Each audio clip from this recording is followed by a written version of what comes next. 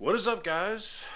Good. It's good to be back, chilling on the comfy couch, talking about the news. We did a lot of traveling. I had some stuff that I had to take care of for the gambling channel. So, yeah, I did say I was going to leave a link in the description to that, so I'll probably do that today. But, man, Jeep is not doing so good. They did go bankrupt in China. They have a vehicle that they've probably going to fail massively in Europe. And they're already canceling / delaying their EV in the United States. Oof.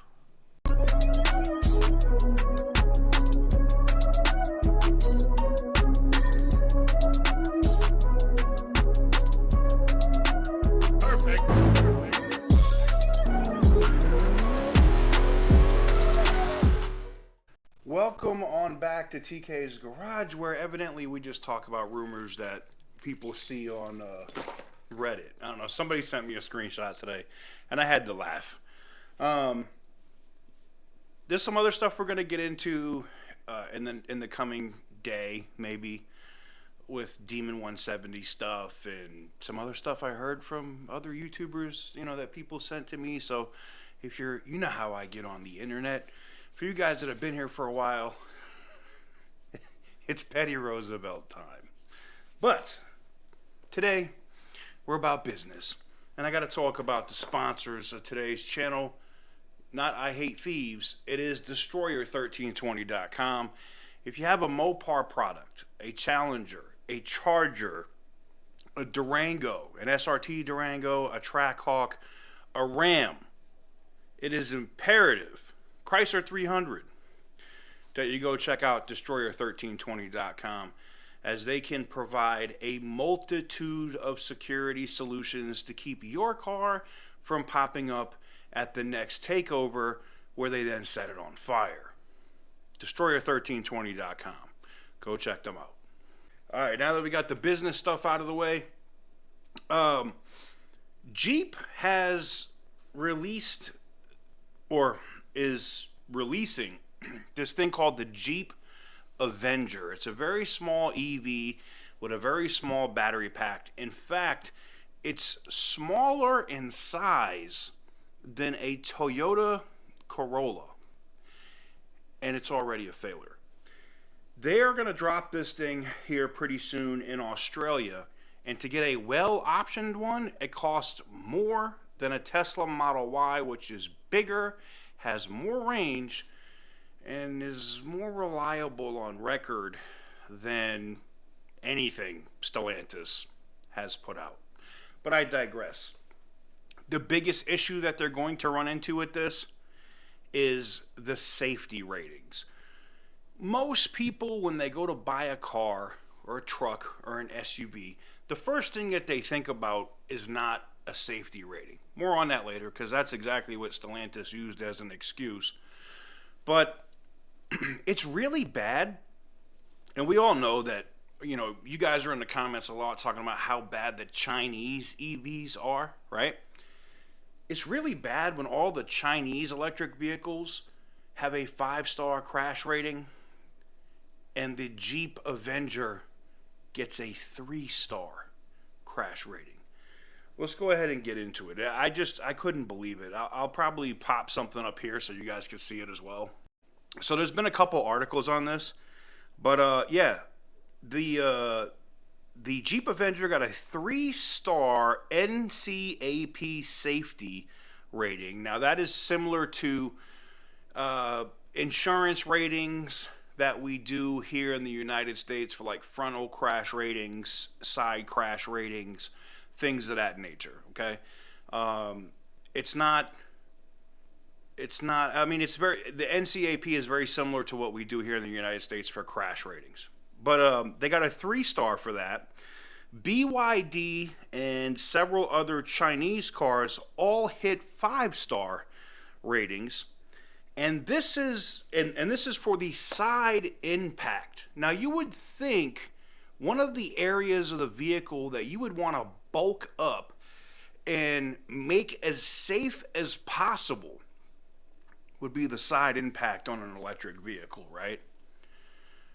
You think, and again, I don't know what the battery technology is on the Avenger yet, but if it is in I forget what they call the breakable batteries that don't explode, but if it's like your typical battery pack in a car and you get a hard enough side impact, you're driving, somebody runs a red light and T-bones you, that could be a disaster in a hurry. An electrical fire from a battery goes up so fast and so hot. Not saying gas cars don't, but they're not apples to apples. A gas car goes up, it might burn for a little bit before it goes up. An electric car, when that battery goes, it is hot fast. So there's that, right? And the other thing that I thought was interesting is the NCAP president, or the person that runs that organization, called out Carlos Tavares directly. I mean, directly.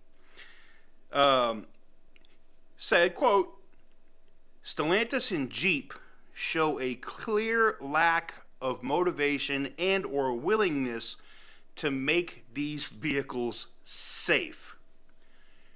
Ooh, that's not good. Not to be outdone, Stellantis did respond. And of course, what are you going to do? You're going to attack the test, right? Not, we're going to work harder to make this vehicle, we're going to pull this back, maybe not bring it to market yet, try to make this more safe for consumers. No, you said, Stellantis responds by saying the safety tests are flawed and that customers don't just make their buying decisions on safety tests. That is true. But when it comes to an electric vehicle, and you at Stellantis, and the other thing that the NCAP president got into is you can't cut costs for safety. That was a direct shot at Carlos Tavares. Because that's all that guy knows, is to cut cost, cut cost, cut cost, cut cost. Now you've cut cost.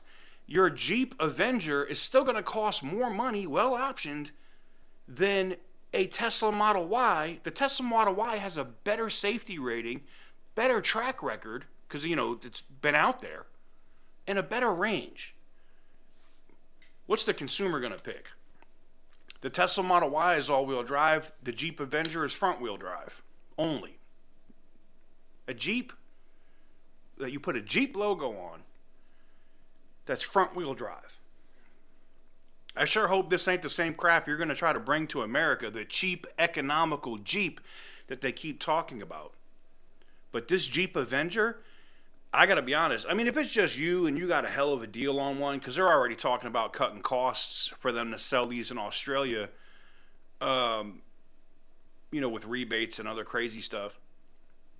But if you had a choice, are you buying something that's less safe and costs more money, that doesn't go as far, and it's only front wheel? I wouldn't.